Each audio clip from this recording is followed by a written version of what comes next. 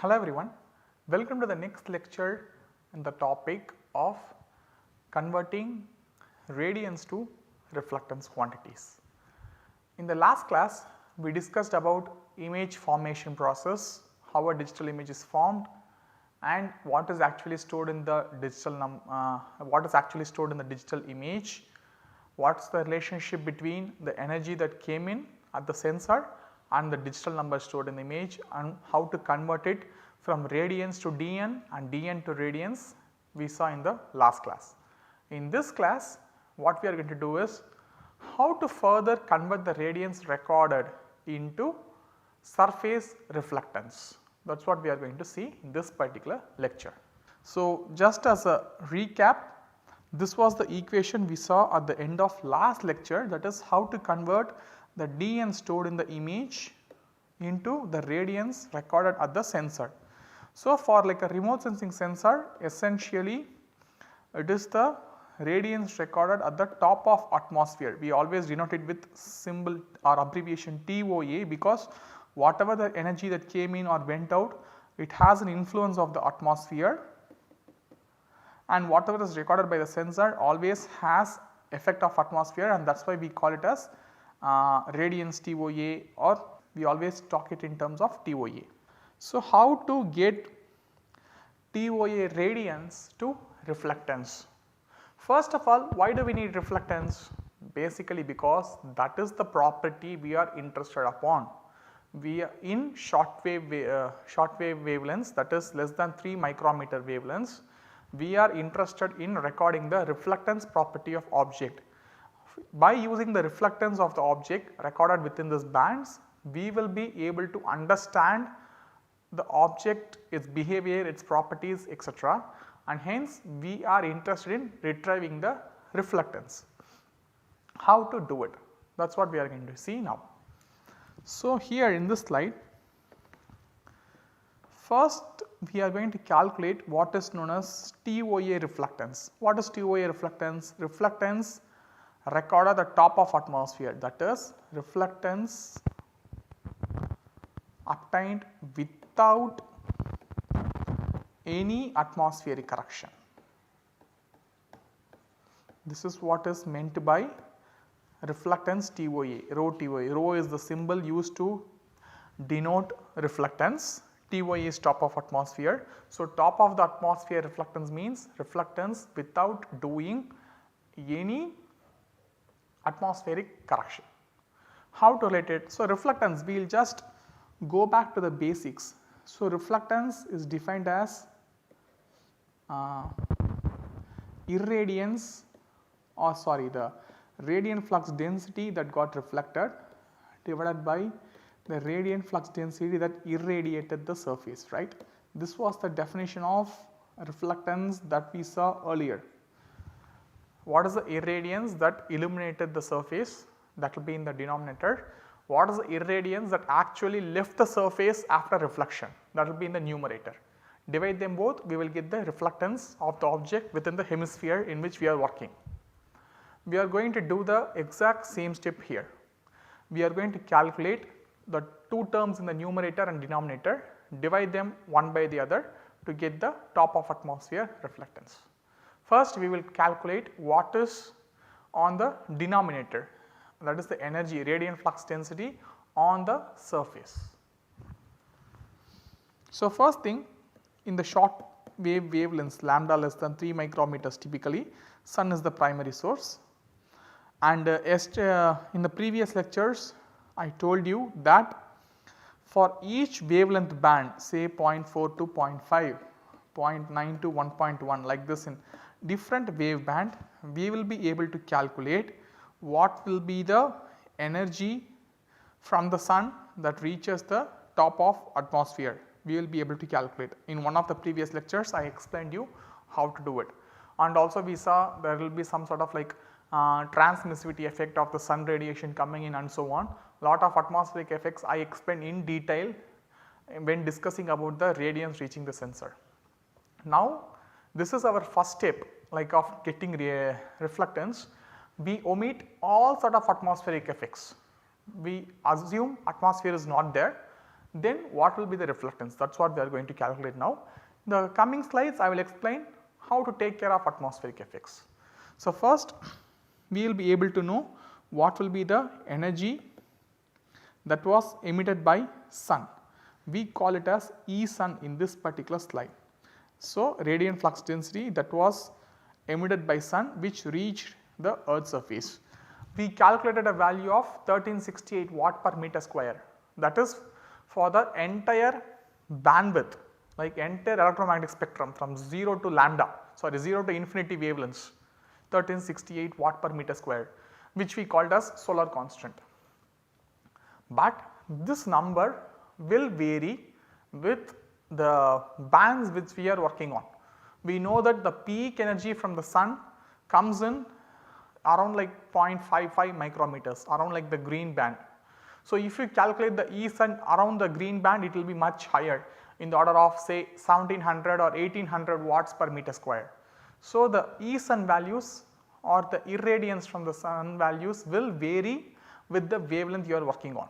So, that is normally whenever a sensor is like launched, the sensor people itself will give, if this is the bandwidth the sensor is designed to work, this will be the value of E sun that you are going to expect at the top of atmosphere, that will be clearly given to us.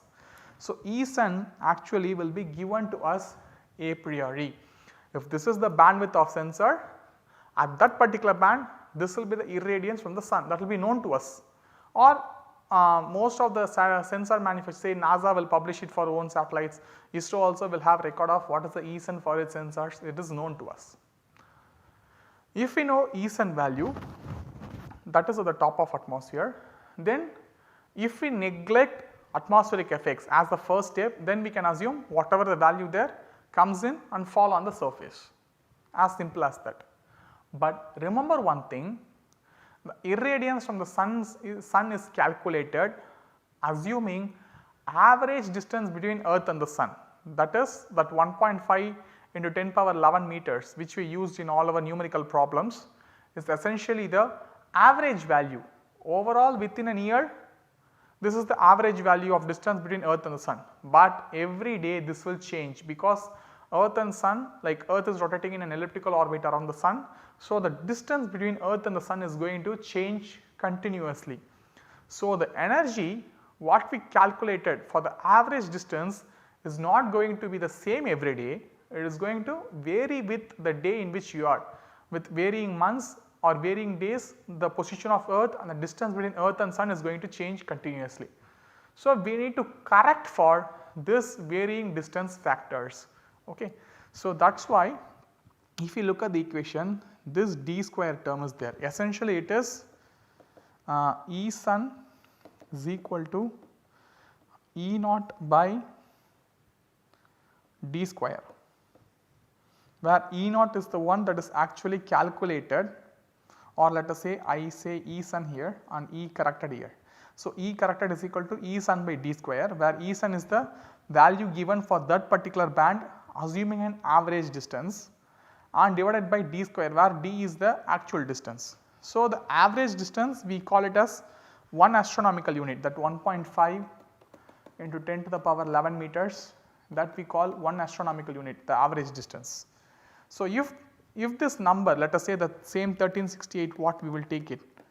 If this is the value for 1 astronomical unit, that is for 1 average distance, I have to convert it for, say the value may be 1.01 astronomical units, 0.98 astronomical units and so on. The value will be in terms of like fractions, 0.98, 1.02 and so on.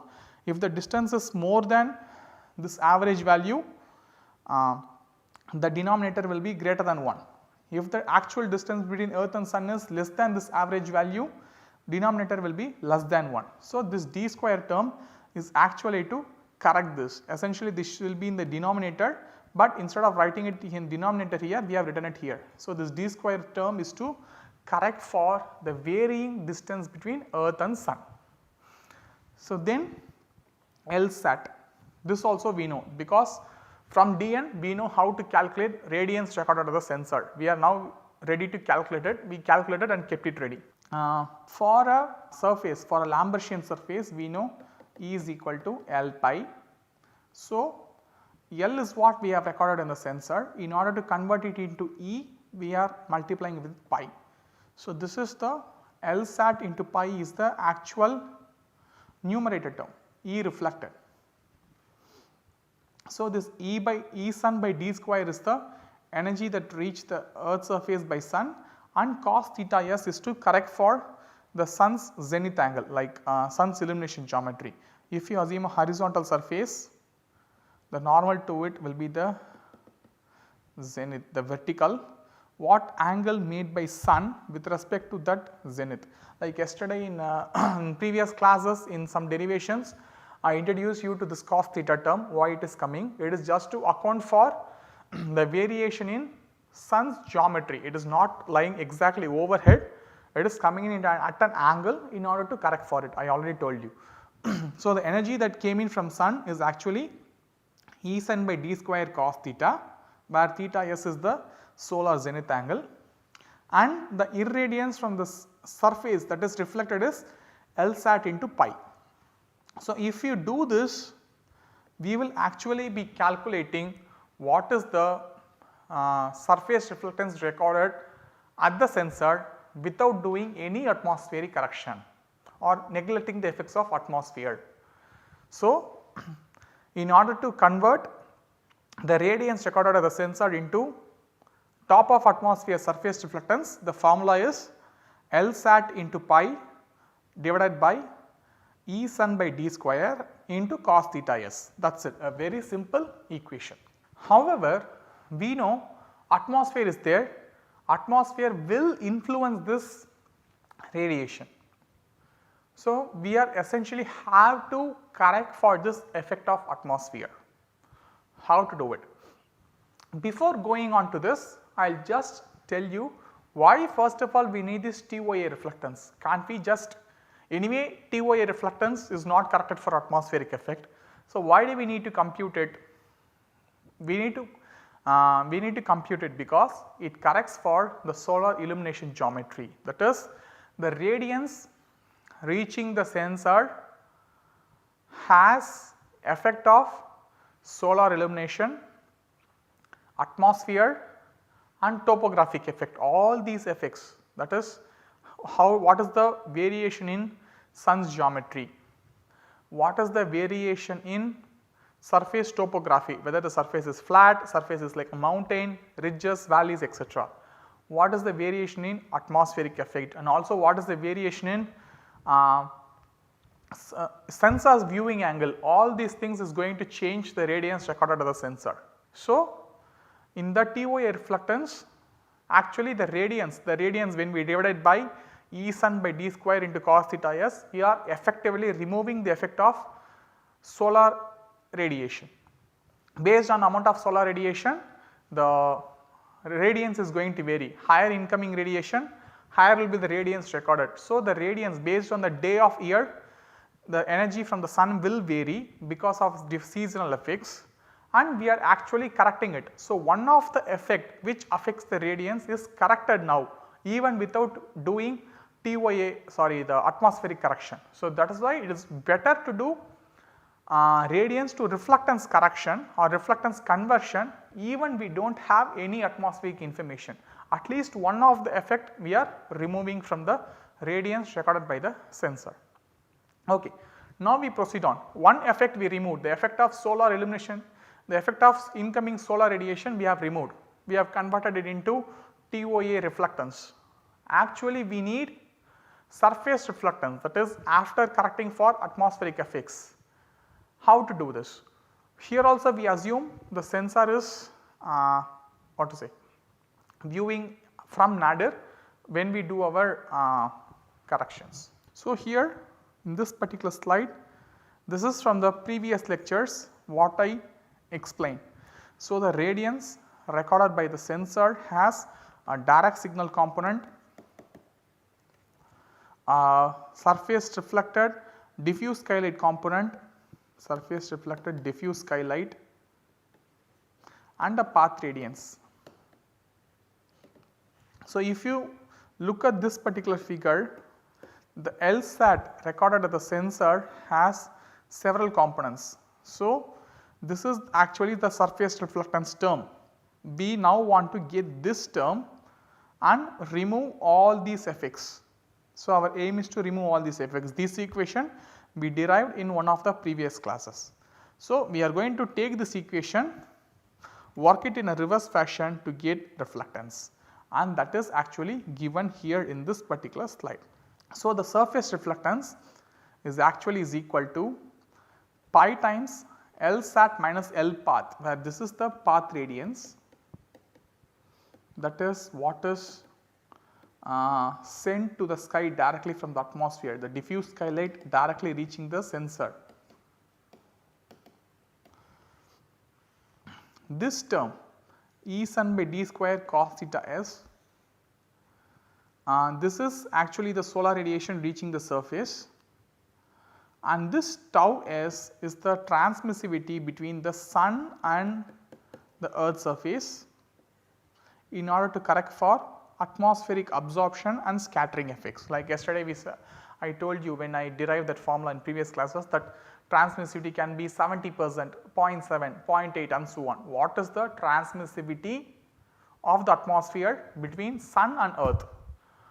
That will correct the incoming solar radiation for atmospheric effect, because even the incoming solar radiation will be absorbed to some extent by atmosphere. So, that will be corrected, the actual radiance reaching the surface we will correct it if we know tau s, E sun by d square cos theta s tau s. This will be the irradiance at the surface.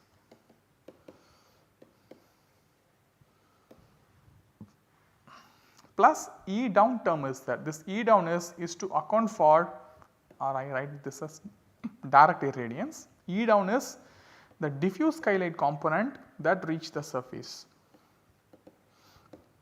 So, essentially the denominator, this term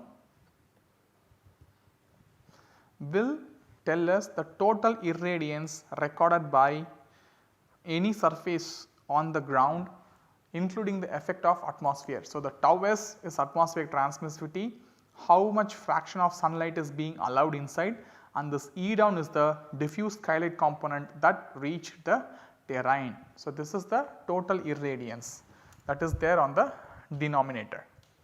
Now, from the radiance recorded from satellite, we are subtracting L path, the path radiance. So, that term is removed, and then you multiply with pi in order to assuming a Lambertian surface again. E is equal to L pi, the same relationship we are using, and we are dividing it by tau v. Tau v is the transmissivity between the earth surface and the sensor, because sensor may be somewhere else, not exactly in the direction of sun, it will be at a different distance. Based on all these factors, atmospheric transmissivity will vary in that particular direction. So, in order to correct for it, we are going to use that.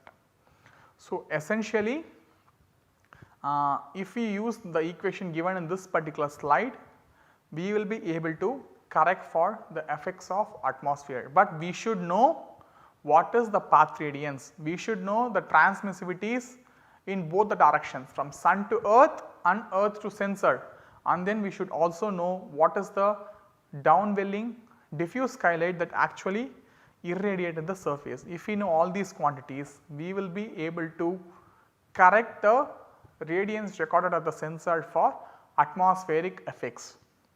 This equation is derived assuming the surface is horizontal, is given here, and Lambertian reflecting nature.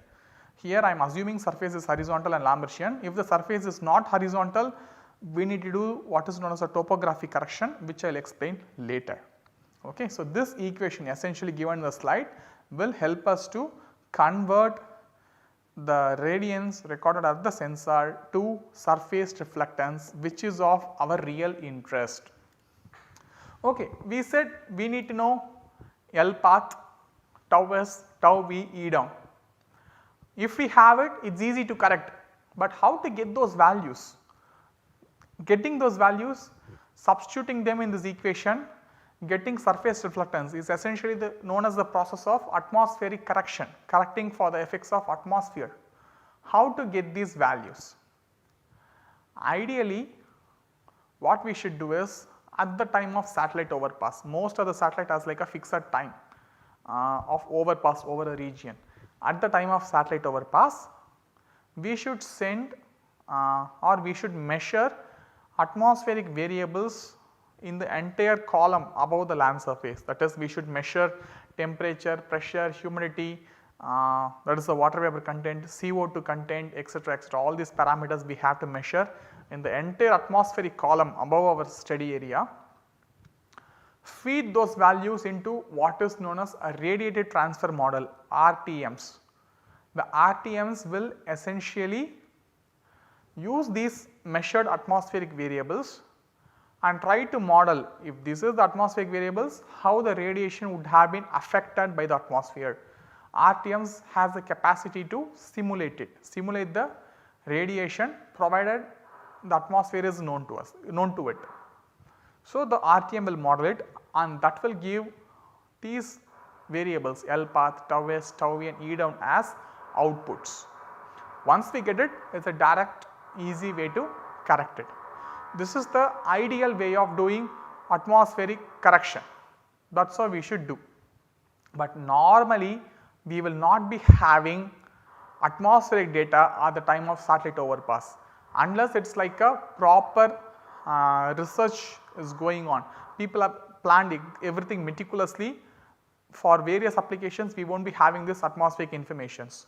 So, typically what we can do nowadays, we have lot of models which simulate atmospheric conditions. We have atmospheric models which can simulate at the given place, at a given date and time. This will be the, or this was the atmospheric condition, temperature, pressure, water vapor content, CO2 content, etc., etc. Take output from those models, feed it into RTMs, do the correction. That is also a way which is most of the users are now practicing. Combine atmospheric models with radiative transfer models.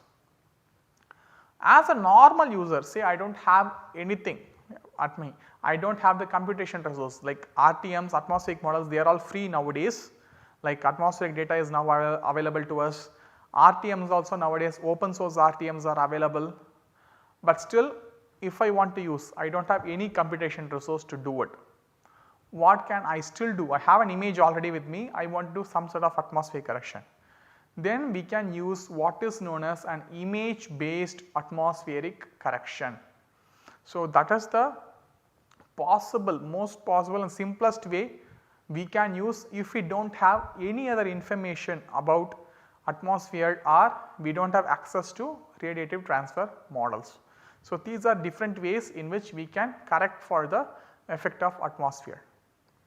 Other than this, people also do what is known as a vicarious calibration.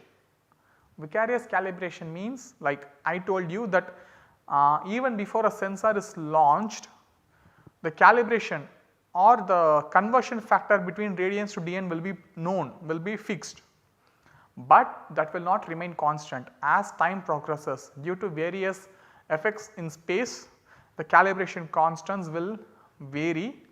So, most satellite missions, the scientists and engineers associated with them will be periodically doing repeated calibration exercises. That is, whenever a satellite is going to overpass, they will fix some certain, or they will take some steady area and they will measure the surface reflectance there beforehand. So, the reflectance of the surface is well known at different angles and so on. So, when the satellite overpass over the area, they will take the image, they will calculate radiance or the reflectance from the image and try to compare them. This is the reflectance or radiance recorded in the image. This is the actual reflectance and radiance recorded on the ground. What is the difference between them? They will correct it. So, this has two benefits. One, they correct for the effect of atmosphere itself. Whenever they do this correction, what is recorded in the satellite, what is recorded on the ground, when they relate them and do a correction, they will be able to do atmospheric correction. In addition to this, they will also be able to understand how much the sensor calibration has changed. So, this is one way of doing atmospheric correction, but as I said, this is primarily done for operational maintenance of satellites or for experimental studies. But as normal users, if we have access to some good computation resources, we can combine outputs from atmospheric models, feed them into RTMs and use it. If we do not have any other resource, we can go for image based atmospheric correction models. So, the atmospheric effects can be removed using radiative transfer models with field observed atmospheric observation, a radiative transfer model with modeled atmospheric characteristics fed into an RTM, atmospheric correction using natural or artificial reflectance target within the images. This is primarily they using calibration exercises, and we can use a image based atmospheric correction. So, these are the 4 different ways in which we can correct for the effect of atmosphere. And what are the different ways we are going to correct for the effect of atmosphere is, we are going to correct for an additive path radiance term. So, this is like an added component. The L radiance from the surface is added with a path radiance, we are going to subtract it, we are going to remove it. So, an additive path radiance term we have to correct. The reduction in irradiance and reflected radiance by atmospheric transmissivity terms tau v and tau s, essentially tau v and tau s will be less than 1 and they are kind of acting as a reducers, or they reduce the incoming radiation as well as the outgoing radiation. Plus there is an additive term E down, that is a diffuse skylight. So, atmosphere acts in many different ways. It adds radiance to it, L path, E down, it reduces the incoming energy in form of tau s and tau v and so on. So, using the 4 methods I just mentioned to you, we are going to correct for the effect of atmosphere. So, in the next class we will be seeing a simple image based atmospheric correction technique, how to use it, what are the pros and cons, and also we will see one more effect called the topographic correction. So, basically in this lecture we have studied about how to convert the radiance recorded at the satellite into reflectance and basically how to convert this reflectance or how to correct this reflectance for the effect of atmosphere. So, that is what we have seen in this class. Next class we will continue further in this particular topic. Thank you very much.